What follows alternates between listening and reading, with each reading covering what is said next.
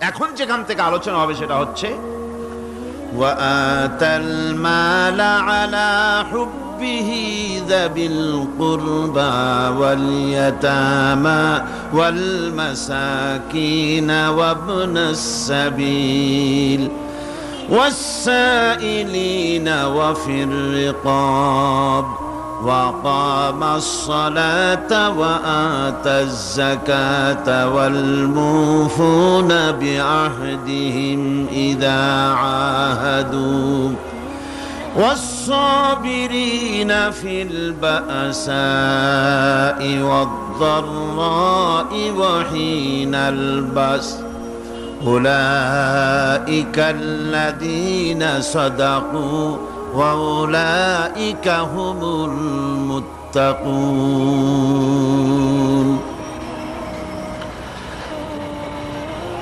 আল্লাহ পাকের প্রেমে উদ্বুদ্ধ হয়ে যারা নিজের প্রাণ প্রিয় সম্পদকে, ধনকে, সম্পদকে যারা এতিম, মিসকিন,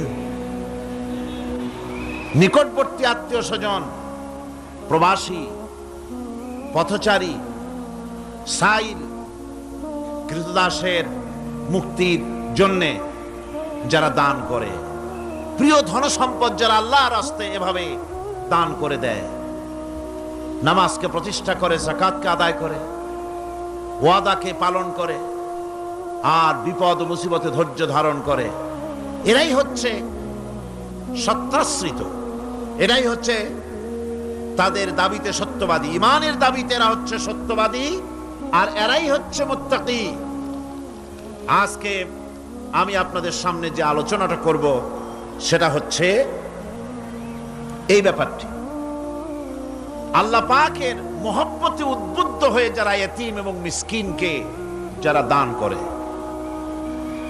আত্মীয় স্বজন, গরিব আত্মীয় স্বজন, অসহায় প্রতিবেশী, পথচারী, এদের জন্য যারা সাহায্য করে। কারণ হচ্ছে ইসলাম তো শুধু নামাজ রোজার কথাই বলেনি, ইসলাম মানুষের জীবনের সকল দুঃখ দুর্দশার দিকে লক্ষ্য রেখেছে। যারা বোঝে না তারা ইসলামকে শুধুমাত্র একটি ধর্ম মনে করে, আর ইসলামের যে অর্থনীতি আছে, সমাজনীতি আছে, এটা তারা বুঝতে পারে না।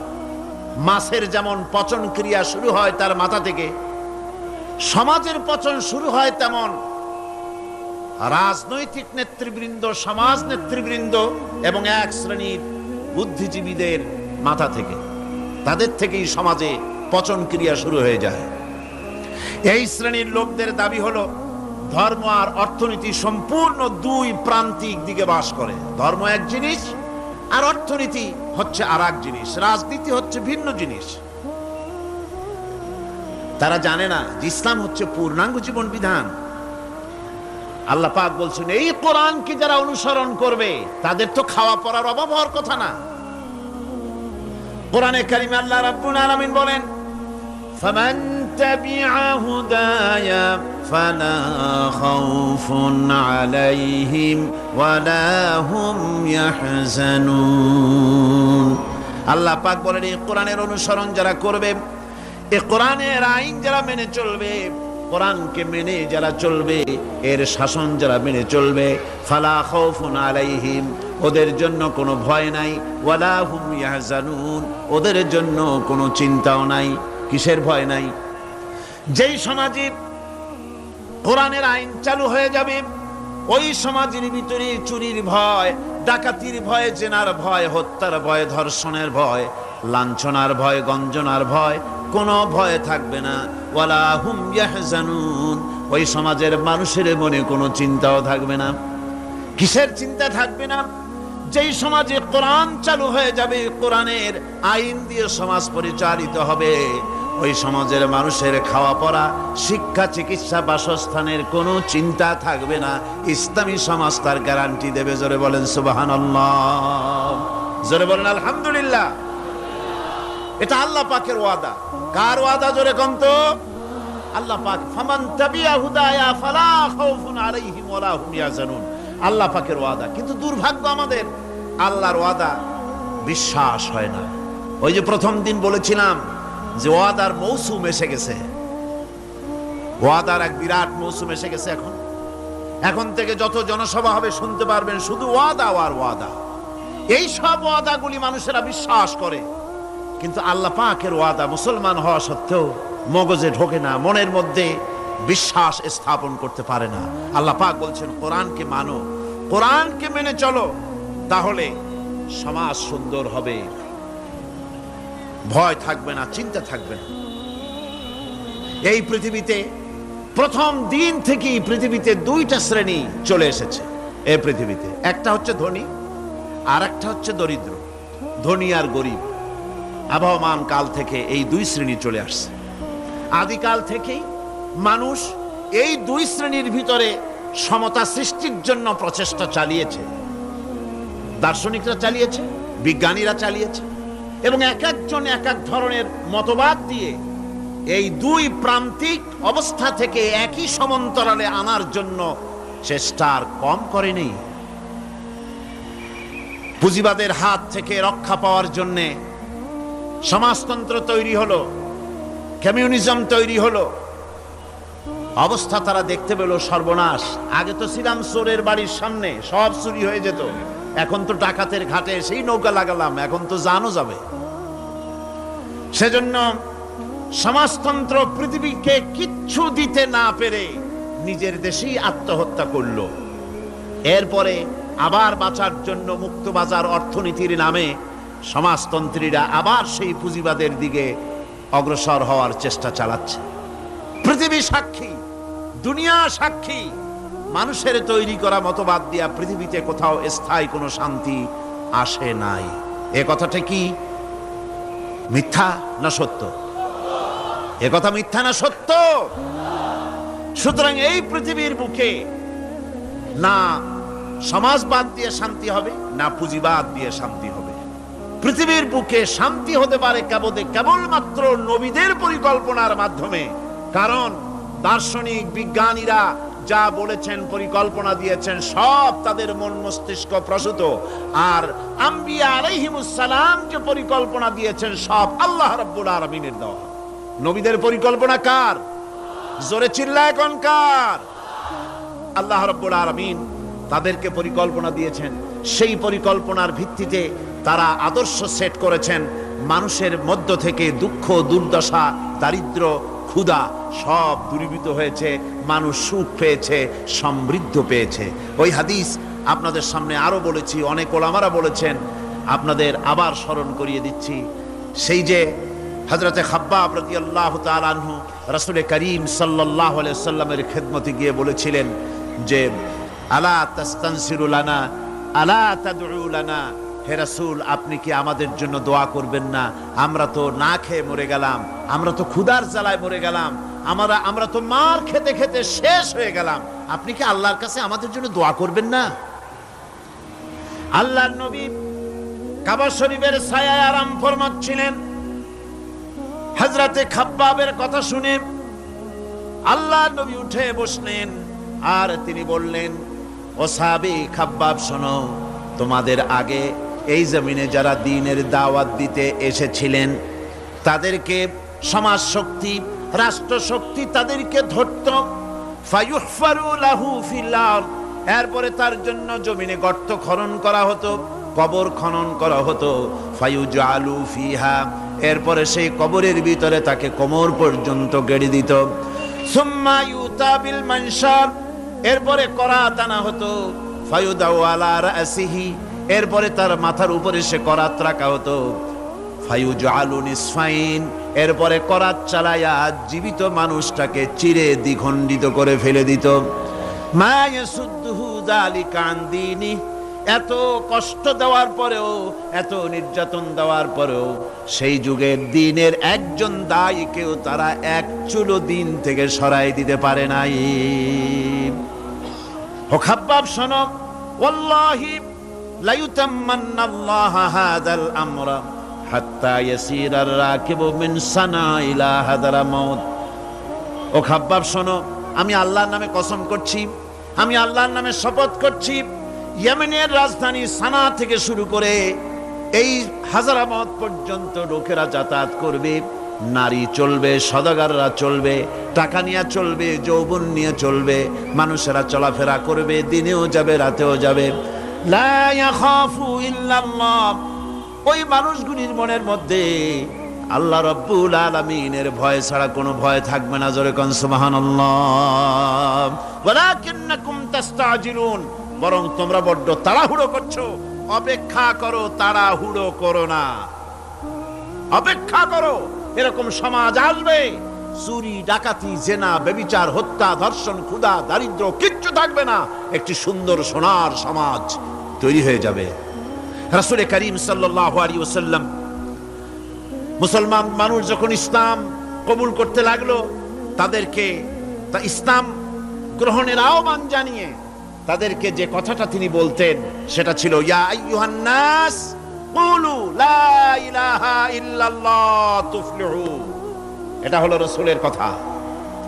আল্লাহর নবী বলতেন, মানব সকল কল্যাণ যদি পেতে চাও, মুক্তি যদি পেতে চাও, বাঁচতে যদি চাও, যদি শোষণ বঞ্চনা থেকে যদি মুক্তি পেতে চাও, তাহলে পড়ো লা ইলাহা ইল্লাল্লাহ। জোরে পড়েন লা ইলাহা ইল্লাল্লাহ, লা ইলাহা, লা ইলাহা, লা ইলাহা ইল্লাল্লাহ, লা ইলাহা ইল্লাল্লাহ, লা ইলাহা ইল্লাল্লাহ, লা ইলাহা ইল্লাল্লাহ মুহাম্মাদুর রাসূলুল্লাহ। এই কালেমা পড়ো, এই কালেমা ঘোষণা দাও, এটার অনুসরণ করো, নাজাত পাবে। মানুষের জীবনে প্রকৃত কল্যাণ লাভের পথে দুটি অন্তরায়, দুটি বাধা। তার একটি বাধা হচ্ছে তার ভীতি, ভয়, শক্তিশালীদের ভয়, অত্যাচারীদের ভয়। আর একটা হচ্ছে ক্ষুধা। প্রকৃত কল্যাণ লাভের পথে মানুষের অভাব অনটনের ভয়, ক্ষুধা দারিদ্র্যের ভয় এবং অত্যাচারের ভয়, এই দুইটি ভয় মানুষের মধ্যে সেই প্রথম দিন থেকেই চলে এসেছে। ইসলাম প্রচারের প্রথম অধ্যায় আল্লাহ রাব্বুল আলামিনের বন্দিগির দাওয়াত দিয়ে নবী করিম সাল্লাল্লাহু আলাইহি সাল্লাম বলেছেন, এই ক্ষুধা আর ভয়, এই দুটি জিনিসকে দূর করে দেওয়ার মতো পরিকল্পনা আল্লাহ পাক দিয়েছেন। আজও পৃথিবীতে আমাদের সমাজে এই দুইটা জিনিসেরই ভয়। কয়টা জিনিসের ভয়? একটা হচ্ছে ক্ষুধা, আর একটা হচ্ছে ভীতি। মানুষ সমাজে, বাজারে, স্কুলে, বিশ্ববিদ্যালয়, শিক্ষাঙ্গনে কোনো জায়গায় আরামে বসবাস করতে পারছে না। মাহফিল এসছেন, নিশ্চিন্ত মনে ফিরে যেতে পারবেন। আপনার ছেলে বিশ্ববিদ্যালয়ে পড়াশোনা করছে, জীবন নিয়ে বাড়ি ফিরতে পারবে। আপনার মেয়ে কলেজে গিয়েছে, তার ইজ্জত নিয়ে, সম্ভ্রম নিয়ে ফিরে আসতে পারবে, এ গ্যারান্টি আজ আর কেউ দিতে পারে না। সত্য কিনা বলেন? নবীজির কাছে আল্লাহ রাব্বুল আলামিন কোরআনে কারীমের আয়াত নাজিল করলেন, নবীজিকে শোনায় দিলেন। এই দুটো জিনিসের গ্যারান্টি ইসলাম দিচ্ছে, আল্লাহ পাক দিচ্ছেন। তা হলো এই, ফালইয়াবুদু রাব্ব হাযাল বাইত। ক্ষুধার সময় যদি খেতে চাও, ক্ষুধার সময় যদি পেট পুরে খেতে চাও, আর বিপদের সময় যদি নিরাপত্তা চাও, আরামে যদি ঘুমাতে চাও, তাহলে কি করো? ফালইয়াবুদু রাব্ব হাযাল বাইত। এই ঘরের মালিকের ইবাদত করো। কোন ঘর? আল্লাহর ঘর। এ ঘরের মালিক কে? আল্লাহ সুবহানাহু ওয়া তাআলা। এ ঘরের মালিকের ইবাদত করলে কি হবে? আল্লাহ রাব্বুল আলামিন বলেন, আল্লাযী আত'আমাহুম মিন জু'ইন ওয়া আমানাহুম মিন খাউফ। এ ঘরের মালিকের ইবাদত করলে পরে তিনি ক্ষুধার সময় খেতে দিবেন, আর ভীতির সময় তোমাদেরকে নিরাপত্তা দান করবেন। যদি পেট ভরে খেতে চাও, আল্লাহর ইবাদত করো, গোলামি করো। আর যদি তোমরা বিপদের সময় নিরাপত্তা লাভ করতে চাও, তাহলে তোমাদেরকে সেই আল্লাহ পাকের ইবাদত করতে হবে। সমস্ত রকমের বিপদ থেকে, মুসিবত থেকে, ভয় থেকে তিনি তোমাদেরকে আশ্রয় দিবেন। সুতরাং আল্লাহর প্রতি ঈমান আনতে হলে শুধু সেজদা দেওয়াই যথেষ্ট নয়। এখানে আল্লাহ পাক বলছেন কোরআনে কারীমের ভেতরে, তিনি যে পরিকল্পনা দিয়েছেন তা হচ্ছে এই, শুধু সেজদা দিলেই কাজ হবে না, শুধু পূর্ব পশ্চিমে কতবার মাথা ঘুরলে এটাই যথেষ্ট নয়, বরং সমাজের এতিম, মিসকিন, বিধবা, অনাথ, অনাথিনী, ঋণগ্রস্ত যে সমস্ত মানুষ আছে তাদের সাহায্য করতে হবে, তাদের সাহায্যে এগিয়ে আসতে হবে। অন্যথায় আল্লাহ এবং তার দ্বীনের প্রতি ঈমান মিথ্যা বলে প্রমাণিত হবে। নামাজের ভিতরে আমরা সূরা মাউন পড়ি, কি বলা হচ্ছে সেখানে? আরাআইতাল্লাযী ইউকাযযিবু বিদ্দীন ফাযালিকাল্লাযী ইয়াদুল ইয়াতীম ওয়া লা ইয়াহুদ্দু আলা তুআমিল মিসকিন। দ্বীন ইসলাম তথা বিচারের দ্বীনকে অস্বীকার করেছে যে সে লোকটি সম্পর্কে কি তুমি বিবেচনা করেছো? সে কোন লোকটি? যে লোকটি এতিমকে গলা ধাক্কায় দেয়, মিসকিনদেরকে খেতে দেয় না, পরস্পরকে মিসকিনকে খাবারের ব্যাপারে উৎসাহিত করে না, এতিমকে গলা ধাক্কা দেয়। এই জন্য পরকালকে অস্বীকার করলো, এই জন্য ইসলামকে অস্বীকার করলো, এই জন্য দ্বীনকে অস্বীকার করলো। এরপরে সে নামাজ পড়ুক, রোজা রাখুক, তার নামাজ, রোজা, হজ, যাকাতের গুরুত্ব বহন করবে না। কিয়ামতে যেসব লোক জাহান্নামে যাবে তার মধ্যে দুটি কারণ হবে সবচেয়ে বড়। একটা হচ্ছে আল্লাহর প্রতি ঈমান না আনা, আর একটা হচ্ছে এতিম মিসকিনদেরকে খেতে না দেওয়া। এদের শাস্তি কি রকম হবে? আল্লাহ রাব্বুল আলামিন বলেন, যারা এতিম মিসকিনদেরকে খেতে দিবে না, গলায় ধাক্কা দিবে, তাদের সঙ্গে দুর্ব্যবহার করবে, আল্লাহ পাক বলেন তাদের অবস্থা কি হবে শোনো। খুযূহু ফাগুল্লুহু সুম্মাল জাহিমা সাল্লুহু। বলা হবে ধরো এই লোকটারে, ধরো আর তাকে, তার গলায় ফাঁস লাগাও, তাকে জাহান্নামে নিক্ষেপ করো। নাউযুবিল্লাহি মিন যালিক। আর এরপরে তাকে 70 হাত 70 গজ শিকল দিয়ে তাকে বেঁধে ফেলো, তাকে জাহান্নামে নিক্ষেপ করো। কারণটা কি? কারণ হলো ইন্নাহু কানা লা ইউমিনু বিল্লাহিল আযীম ওয়া লা ইয়াহুদ্দু আলা তুআমিল মিসকিন। গলায় ফাঁস লাগায়া 70 হাত শিকল দিয়া বাঁধা জাহান্নামে নিক্ষেপ করো, কারণ সে আল্লাহর উপর ঈমান আনে নাই, আর এতিমদেরকে, মিসকিনদেরকে খাবারের ব্যাপারে পরস্পরকে উৎসাহিত করে নাই, নিজেও খাওয়ায় নাই, আরো একজনকে উৎসাহিতও করে নাই। কিয়ামতে জাহান্নামে যারা যাবে, জাহান্নামে যাওয়ার যতগুলি কারণ থাকবে তার মধ্যে দুটি কারণ বড়। বলেন কয়টা কারণ বড়?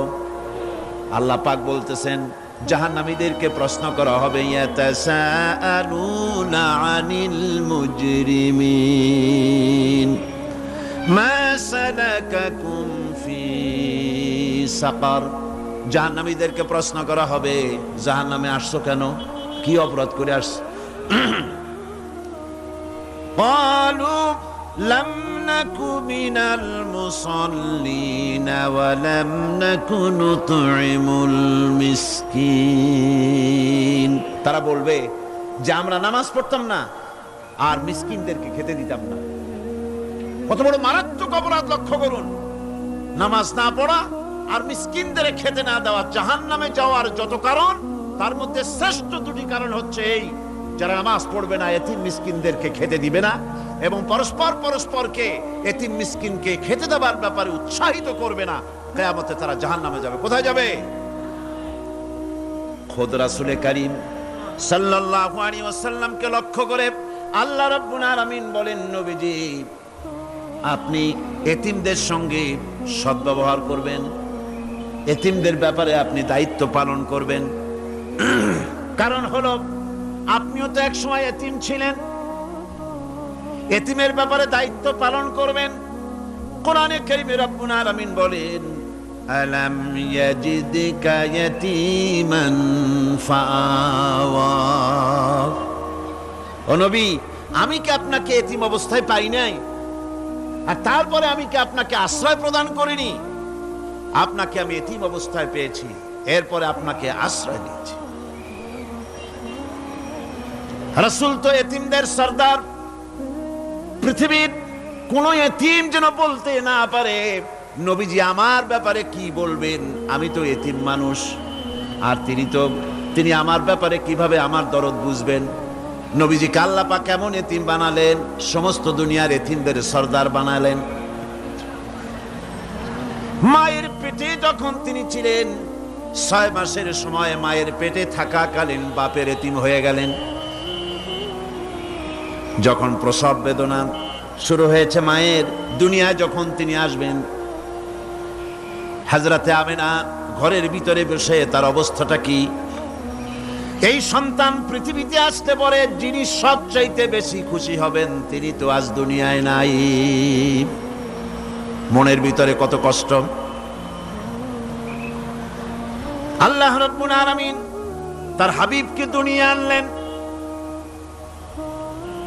রাসূলের দাদা ঘরের সামনে তাঁবুর সামনে দাঁড়ায়া তায়েফ থেকে আগত সাদিয়া গোত্রের লোকদেরকে বলতেছেন, এই ঘরের ভিতরে একটা এতিম বাচ্চা আছে, বেশি টাকা করি দেওয়া যাবে না, যদি দয়া হয়ে নিয়ে যাও। গরিব মানুষ, এতিম মানুষ দেখে শুনে কেউ আর নিতে চায় না। সবশেষে এলেন ভাগ্যবতী মেয়ে, ভাগ্যবতী মহিলা হযরতে হালিমাতুস সাদিয়া। তিনি এসেছেন, কোনো ছেলে পেলে পায় নাই, সকলের শেষে তিনি এসেছেন। আব্দুল মুত্তালিব বলছেন, এই ঘরের মধ্যে একটা এতিম বাচ্চা আছে, দয়া হলে নিয়ে যেতে পারো। তিনি স্বামীর সঙ্গে পরামর্শ করলেন, এরপরে বললেন, যদি দেখতে অন্তত ভালো হয়, মন যদি ভালো লাগে নিয়ে যাব, একেবারে খালি হাতে ফিরে যাওয়ার চাইতে তো ভালো। হযরতে হালিমা বলেন, আমি ঘরের মধ্যে প্রবেশ করলাম, মা আমেনার কোল থেকে শিশু মুহাম্মদ সাল্লাল্লাহু আলাইহি সাল্লামকে যখন আমি কোলে নিলাম, আমি হুজুরের চেহারার দিকে নজর করে দেখলাম, আমার কাছে মনে হলো যেন পূর্ণিমার চাঁদটা আমার কোলে ধরা দিয়েছে। রাসূল কি শিশু মুহাম্মদ সাল্লাল্লাহু আলাইহি সাল্লাম কি যখন নিয়ে বাড়ির দিকে রওনা হলাম, যে গাধা আমার সকলের পেছনে এসেছে, সেই গাধা এখন সকলের আগে ছুটে চলে যায়। এরপরে বাড়ি যখন নিয়ে গেলাম, কুয়ায় পানি বাড়লো, গাছে ফসল বাড়লো, খেজুর গাছে খেজুর বাড়তে লাগলো, জমিনে ফলন বেড়ে গেল। রাসূলের দুধ বোন সাইমা রাসূলকে নিয়ে মুহাম্মদ সাল্লাল্লাহু আলাইহি সাল্লাম তাকে দোলনা নিয়ে দোল দিতেছে। কি আশ্চর্য অবস্থা! সাইমা তাকে দোল দিচ্ছে আর বলতেছে, বেঁচে থাকুক মুহাম্মদ সাল্লাল্লাহু আলাইহি ওয়াসাল্লাম, সে দীর্ঘজীবী হোক। কবি লিখতেছেন, কি আশ্চর্য কথা! বেদুইন বালিকা কারে নিয়ে দোল দেয় সে গীতা জানে। বিশ্বনবী মুহাম্মদ রাসূলুল্লাহ সাল্লাল্লাহু আলাইহি ওয়াসাল্লাম এভাবে এতিম অবস্থায় জীবন তার শুরু হলো। যখন তিনি ফিরে এলেন 6 বছর বয়সের সময়, যখন মায়ের কাছে তিনি ফিরে এসেছেন, প্রতিদিন তিনি খেলা দেখতে যান ময়দানে। ইতিহাসের মধ্যে লেখা হয়েছে, মা প্রতিদিন সন্ধ্যার সময় তাকে ফিরে পান। আজকে সন্ধ্যা হয়ে গেছে, শিশু মুহাম্মদ সাল্লাল্লাহু আলাইহি সাল্লাম বাড়ি ফেরেন না। কারণ কি, কেন বাড়ি ফেরে না? সন্ধ্যার দিকে তিনি চলে গিয়েছেন পাহাড়িয়া ময়দানে, যে দেখেন ধুধু করতেছে চতুর্দিকে, সন্ধ্যা হয়ে গেছে, অন্ধকার হয়ে গেছে, কোনো ছেলে পেলে নাই, কেউ নাই। পাহাড়ের পাদদেশে বসে শিশু মুহাম্মদ সাল্লাল্লাহু আলাইহি সাল্লাম কাঁদতেছেন। মা প্রশ্ন করলেন, বাবারে সন্ধ্যা উত্তীর্ণ হয়ে গেল, কেন একা একা বসে বসে কাঁদো? তিনি বলছেন, মাজি, আজ কদিন খেলা দেখতে আসলাম ময়দানে। প্রতিদিন দেখি যখন সন্ধ্যা হয়ে যায়, মুরব্বী শ্রেণীর কিছু লোক আসে, ছেলেকে নাম ধরে ডাক দেয়, ছেলেরা দৌড়ে তার বাবার কাছে চলে যায়, আর বাবা ছেলেকে কোলে নিয়ে মুখে চুমা দিয়ে বাড়ির দিকে নিয়ে যায়। আমি আজ কদিন পর্যন্ত এই ময়দানে এলাম, কোনোদিন সন্ধ্যাবেলায় তো কেউ এসে আমাকে মোহাম্মদ বলে একটা ডাক দিল না। আমার আব্বা কি নাই? আল্লাহ রাব্বুল আলামিন বলেন, আলাম ইয়াজিদকা ইয়াতীমান ফাআওয়া। এরকম এতিম অবস্থায় পেয়ে আমি কি আপনাকে আশ্রয় দেই নাই? আপনাকে আমি পেয়েছি এতিম অবস্থায়, এরপরে আমি আপনারে আশ্রয় দিলাম। ওয়া ওয়াজাদাকা দাল্লান ফাহাদা। এরপরে আমি আপনাকে পথ হারা পেলাম, আমি আপনাকে পথের দিশা দিয়া দিলাম। ওয়া ওয়াজাদাকা আইলান ফাআগনা। এরপরে আমি আপনাকে দরিদ্র অবস্থায় পেয়েছি, তারপরে আমি আপনার দারিদ্র মুক্ত করেছি আপনাকে। সুতরাং ফাআম্মাল ইয়াতীমা ফালা তাকহার ওয়া আম্মাস সাইলা ফালা তানহার ওয়া আম্মা বিনি'মাতি রাব্বিকা ফাহাদ্দিস। সুতরাং নবী, এতিমের প্রতি নির্মম ব্যবহার করো না, এতিমের প্রতি ভালো ব্যবহার করো, নির্মমতা দেখাইও না। আর ভিক্ষুককে ধমক দিও না, রূঢ়তা দেখিও না, আর আল্লাহর নিয়ামতের প্রশংসা করো। বহুত মানুষ আছে এতিমরে গলায় ধাক্কা দেয়। মানুষ যখন ভিক্ষা নিতে আসে, গরিব মানুষ ভিক্ষা চাইতে আসছে, ওই মেয়ে আত্মাহিত জানো, দোয়া কুনুত জানো, বাড়ি যেয়ে কাজ করবা, এই সব আজে বাজে কথা বলিয়া ভিক্ষা দেয় না। সাইলকে ধমক দিতে রাসূল করিম সাল্লাল্লাহু আলাইহি ওয়াসাল্লাম নিষেধ করেছেন, সাইলকে ধমক দিও না। গাড়িতে বসে যাচ্ছেন সাহেব, ট্রাফিক মোড়ে যখন সিগন্যাল জ্বলল, গাড়িগুলি দাঁড়ায় গেল, ফকির এসেছে, হাত নাই পাও নাই, বুড়া মানুষ, একটা পয়সা বার করে না। আবার এই মানুষটি ওই ফকিরকে ধমক দিয়া বার করে দিল। এরপরে এই লোকটি যখন কোনো মাজারের কাছে পৌঁছে গেল, 500 টাকার কড়কড়ে নোটটা ফেলে দিল। বলেন টাকা দরকার কার? মরা মানুষের না জিন্দা মানুষের? কার দরকার? যার টাকা দরকার ছিল তারে দেওয়া হলো না, যার দরকার নাই তারে দেওয়া হলো। এরপরে লোকটা না খেয়ে যখন মারা গেল, পথের ফকির, রাস্তার ফকির, না খেয়ে মারা গেছে। এরপরে তার কাফনের কাপড় নাই, লোকটাকে রাস্তার উপরে শোয়া একটা ছেঁড়া কাপড় দিয়ে ঢেকে রেখেছে। বড় লোকেরা, সাহেবরা তখন গাড়ি দাঁড় করে আর 5টা টাকা 2টা টাকা করে তার লাশের উপরে মারতেছে। এটা মানবতার এর চাইতে লাঞ্ছনা, মানবতার জন্য এর চাইতে গঞ্জনা আর কিছুই হতে পারে না।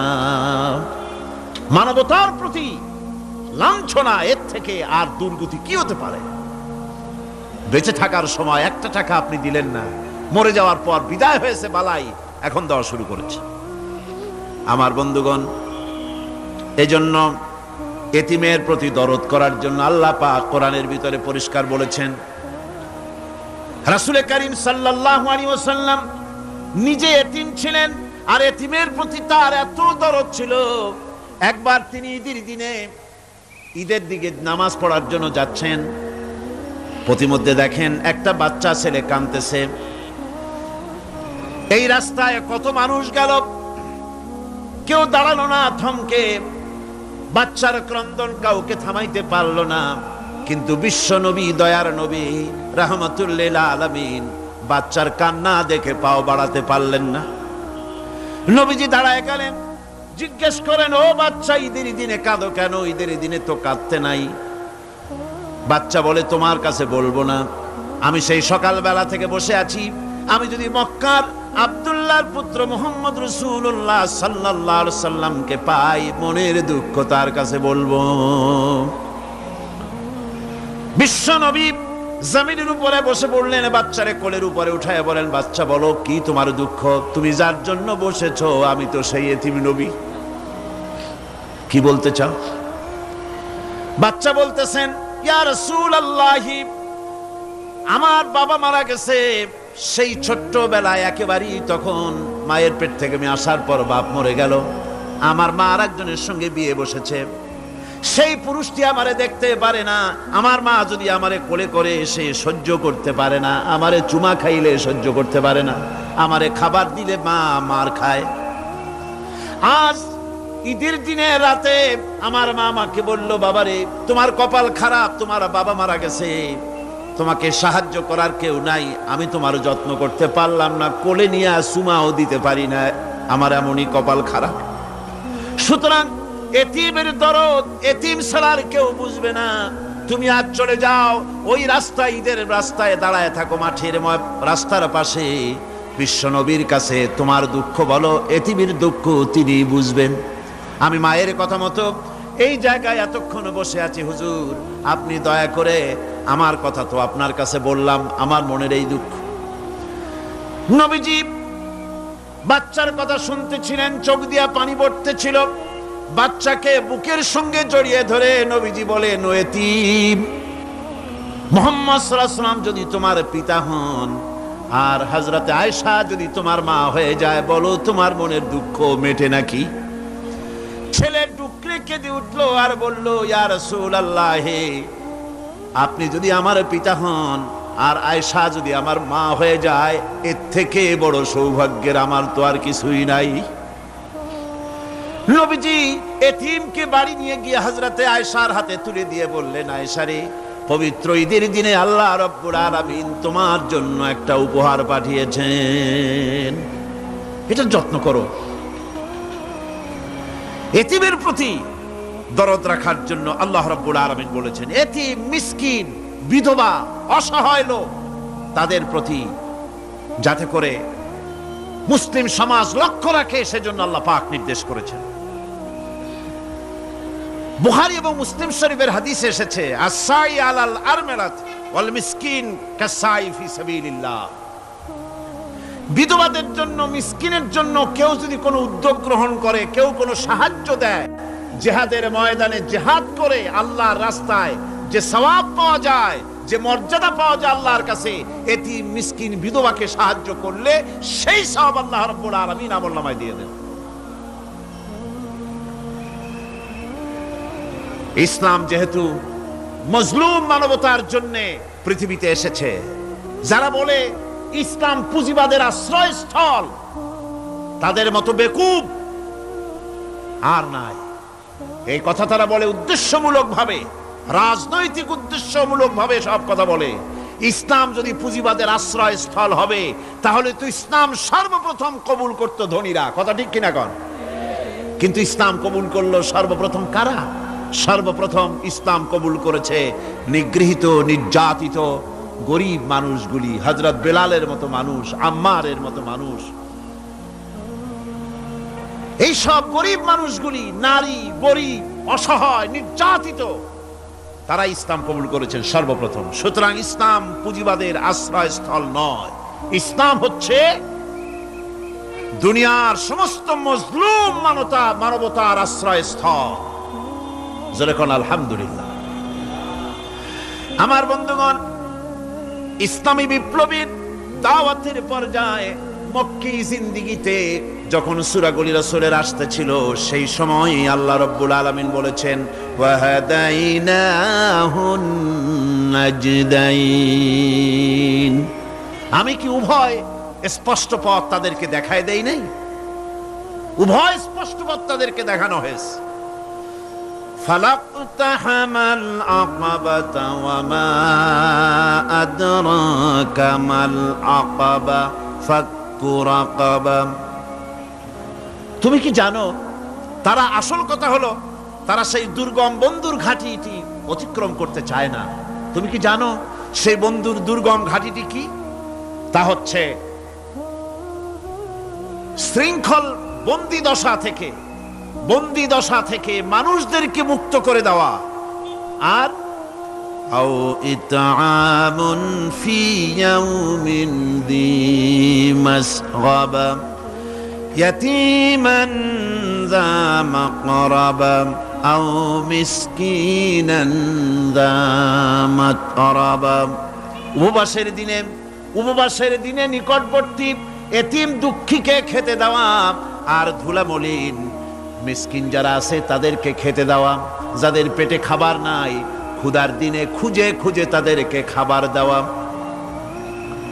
এই সমস্ত কাজ যারা করবে আল্লাহ রাব্বুল আলামিন তাদের সম্পর্কে বলেছেন উলাইকা আসহাবুল মাইমানা।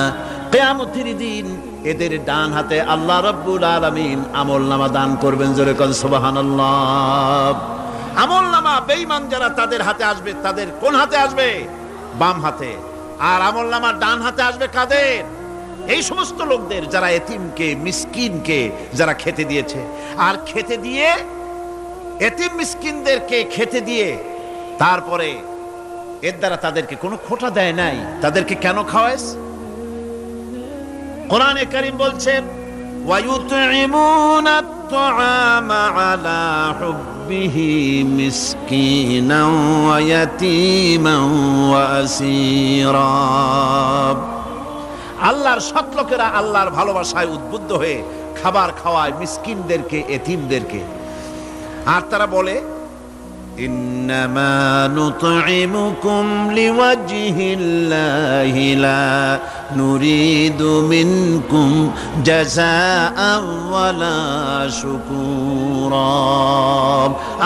আমরা যে তোমাদের খাইতে দিলাম, এ খাওয়াচ্ছি শুধুমাত্র আল্লাহকে খুশি করার জন্য। কারে খুশি করার জন্য?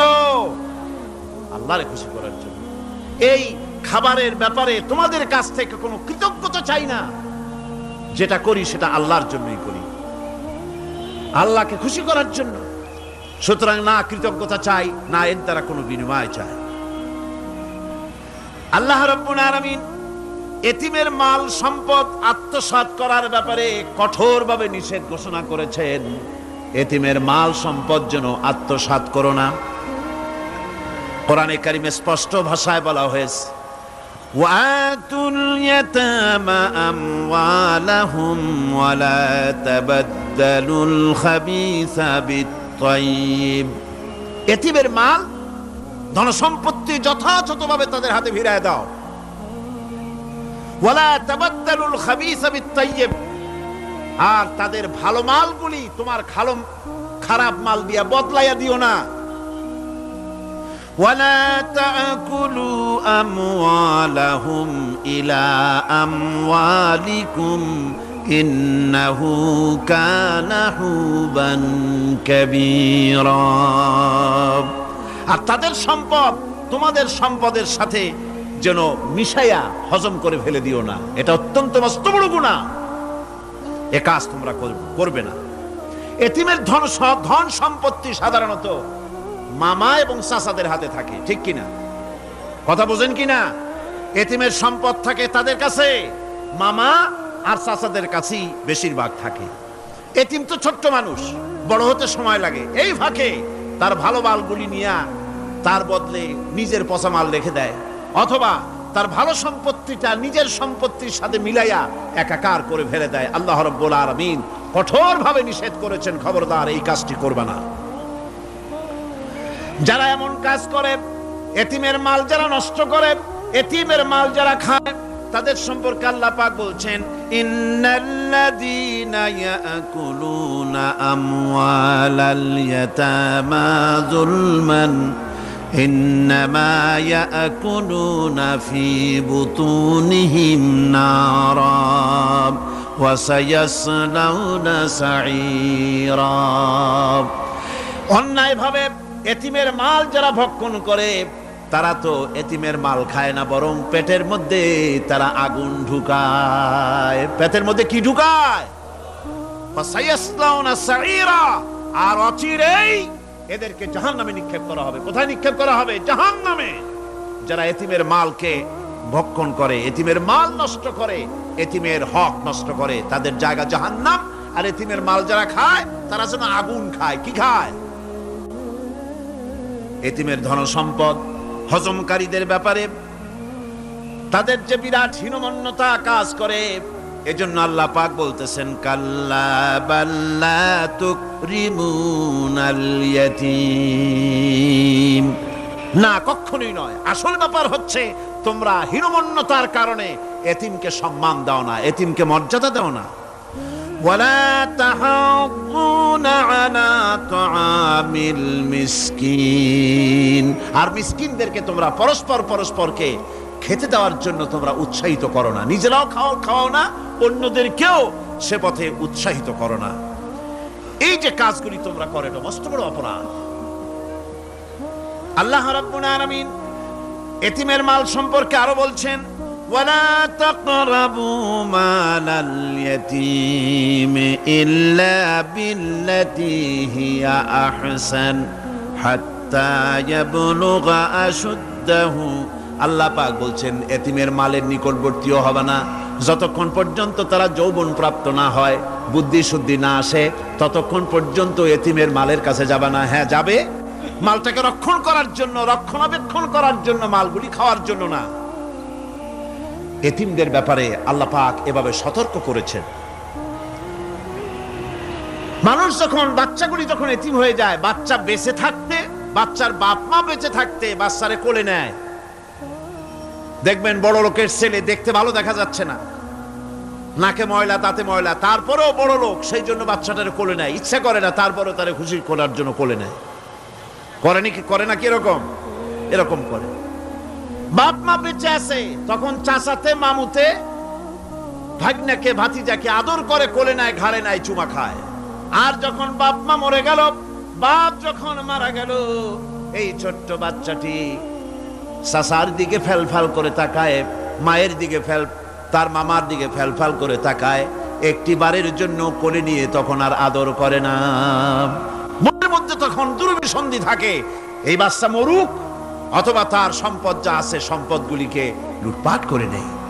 দেখেন এবার মিলান কথার সাথে আল্লাহ পাকের লাইসাল বিররা আন তুওয়াল্লু ওয়ুজুহাকুম কিবালাল মাশরিকি ওয়াল মাগরিব।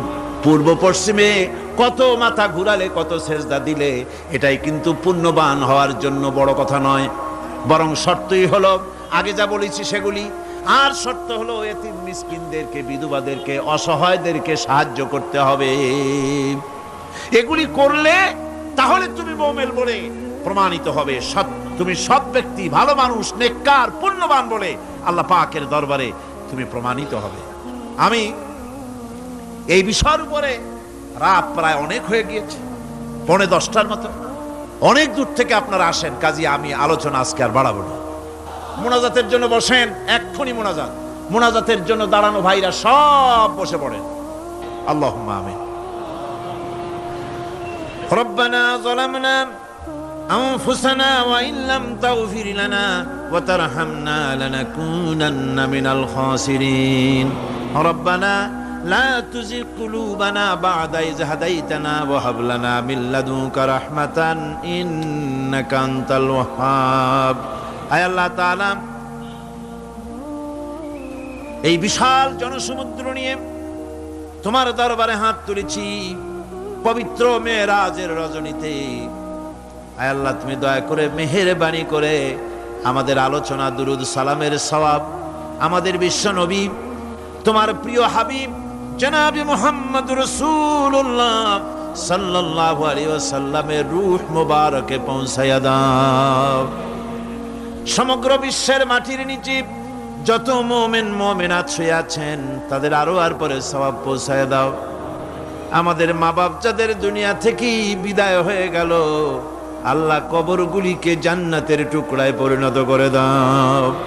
রব্বির হামহুমা কামা রব্বায়ানি সগীরা।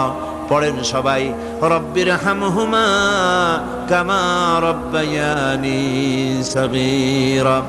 আয় আল্লাহ তাআলা, বহু মানুষ দোয়া চেয়েছি, কতজনের কত কষ্ট, কেউ হসপিটালে আছে, কারো অপারেশন হবে, কেউ বা মরে গেছে, কেউ বা মামলা মোকদ্দমায় আছে, কেউ বা পারিবারিক অশান্তিতে আছে।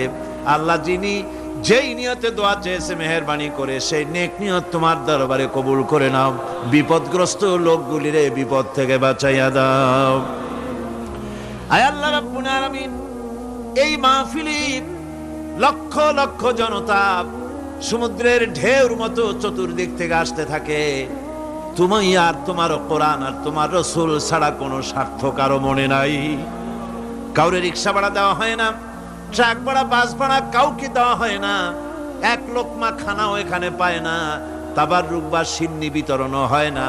আয় আল্লাহ, নিঃস্বার্থ ভাবে এই লোকগুলি যাতায়াত করে।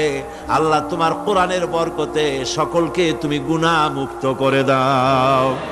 আয় আল্লাহ তাআলা, যাতায়াত আসান করে দিও, যাতায়াতের পথে কারো যেন কোনো বিপদ না হয়ে যায়।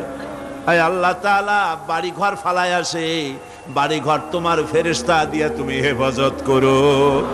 রব্বুল আলামিন, মা বোনেরাও কষ্ট করে আসে, আল্লাহ তুমি দয়া করে এ মাহফিলে যারা শরীক হয়, এ মাহফিলে কোরআনের মাহফিলে শরীক হওয়ার কারণে তোমার কাছে একটা দাবি করি। দাবিটা হলো, মেহেরবানি করে সব মানুষকে তোমার কাবা ঘর দেখাও। যারা উপস্থিত হয়েছে সকলকে তোমার হাবিবের রওজায় গিয়া সালাম দেওয়ার তৌফিক দাও। রব্বানা তাকাব্বাল মিন্না ইন্নাকা আনতাস সামিউল আলিম ওয়া তুব আলাইনা ইন্নাকা আনতাত তাওয়াবুর রহিম। سبحان ربك رب العزة عما يصفون سلام على المرسلين الحمد لله رب العالمين واجعل آخر كلمتنا عند الموت لا إله إلا الله محمد رسول الله. السلام عليكم ورحمة الله.